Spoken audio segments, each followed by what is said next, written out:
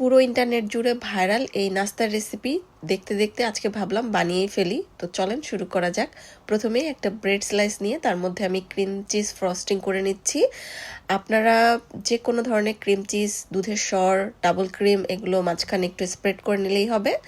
একটা bread slice দিয়ে দিলাম, তার উপরে দিয়ে দিচ্ছি মাত্র বানানো গরম চা। এখানে কফিও দেওয়া যাবে, অনেক ভিডিওতে দেখছি অনেকে কফি দিয়েও করে খাচ্ছেন।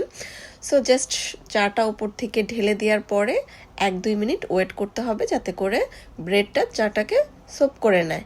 ব্যাস, খুবই সিম্পল একটা জিনিস।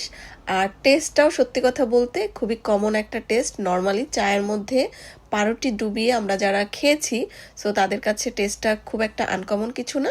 বাট হ্যাঁ, মাঝখানে ক্রিম চিজটা দেওয়ার কারণে টেস্টটা একটু ডিফারেন্ট হয়।